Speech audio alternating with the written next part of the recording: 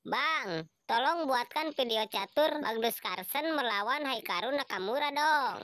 Oke. Halo pecinta catur, selamat datang kembali bersama Logai Kreator.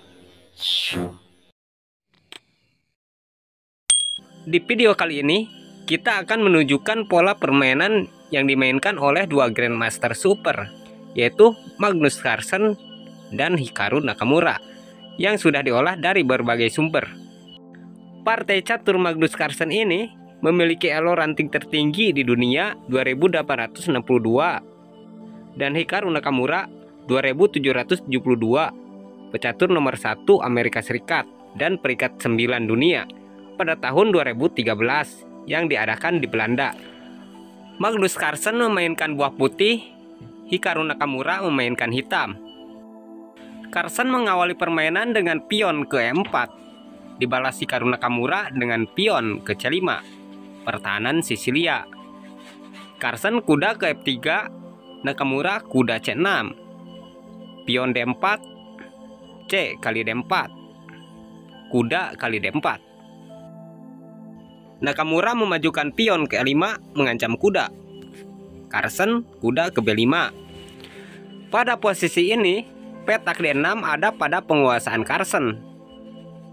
Lalu Nakamura menghandlenya dengan memajukan pion ke D6. Dengan majunya pion ke D6 ini, selain menghandle serangan Carlsen, sekaligus Nakamura membuka serangan gajahnya. Lalu Carlsen memajukan pion ke G3, membuka jalan gajahnya untuk menyerang dari jalur G2. Lalu Nakamura memajukan pion ke H5. Carlsen mengeluarkan kudanya ke C3. Ini kesempatan Nakamura untuk menyerang Carlsen. Pionnya maju ke A6 mengancam kuda, dan Carlsen memundurkan kudanya ke A3. Nakamura pion ke B5 kemungkinan untuk mengejar kuda. Carlsen yang merasa keselamatan kudanya terancam, kudanya bergerak ke D5. Posisi jadi terbalik. Sekarang Nakamura yang terserang. Lalu Nakamura kudanya ke E7 mengajak pertukaran kuda. Carlsen menolak pertukaran gajahnya ke G2, membuka jalan rokade pendek. Lalu Nakamura gajah ke G4 mengancam menteri. Carlsen menutupnya dengan pion ke F3. Gajah jadi terancam pion dan mundur ke E6. Carlsen pion ke C3 menutup serangan pion, sekaligus membuka petak C2 untuk pergerakan kuda nantinya. Nakamura pionnya terus maju ke H4, lalu Carlsen kudanya ke C2. Gajah kali D5, E kali D5. Kuda terancam pion, lalu melompat ke A5. Pion ke F4, kuda ke F5, pion ke G4. Mengancam kuda. Pertarungan berlangsung sengit dan keras hingga pada langkah ke-17 setelah Nakamura memajukan pion ke H3 mengancam gajah, muncul banyak pendapat bahwa kemenangan Carlsen adalah faktor keberuntungan karena Nakamura blunder. Setelah Carlsen melakukan langkah ke-17 yaitu gajah ke E4 menghindari ancaman pion, seharusnya Nakamura melakukan sekak ke H4 dengan menterinya, hingga nantinya akan membuat Raja Putih tidak dapat rokade. Tapi Nakamura tidak melakukannya. Itu yang jadi perdebatan.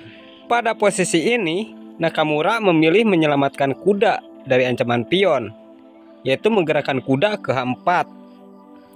Dan Carlsen dinilai beruntung hingga dapat rokade, mengamankan rajanya, sekaligus mengaktifkan serangan benteng. Perlahan tapi pasti, Carlsen mulai menekan Nakamura. Langkah selanjutnya, Nakamura pion ke G6. Lalu Carlsen menggeserkan raja ke H1, gajah ke G7, pion ke F5, G kali F5, G kali F5 kembali, kuda ke G2. Pion terus maju mengancam gajah, dan Nakamura memundurkan gajahnya ke F1. Kenapa Nakamura tidak melakukan gajah kali pion? Pada posisi ini, kita bayangkan saja ya. Jika gajah kali pion, setelah menteri bergerak ke F3, jika gajah bergerak, akan terjadi skakmat di petak F7. Jika kuda menutup, gajah akan kali kuda, pion kali gajah, menteri kali pion. Dan hitam akan kehilangan gajahnya, karena jika gajah bergerak, akan terjadi skakmat di petak F7. Jadi pada posisi ini, Nakamura memundurkan gajahnya ke F8. Disusul Carlsen menggerakkan menteri ke F3. Dan Nakamura menteri ke C7. Carlsen kuda ke B4. Nakamura kuda ke B7. Kuda ke C6. Kuda ke C5. Gajah ke F5. Kuda ke D7. Gajah ke G5. Benteng ke G8. Menteri ke H5. Setelah Nakamura melompatkan kuda ke B6, pada langkah ke-29 ini, Carlsen melakukan tusukan gajahnya di petak E6. Dan Nakamura menyerah kalah setelah memilih benteng kali gajah. Gajah kali pion skak, menteri kali gajah, menteri kali benteng.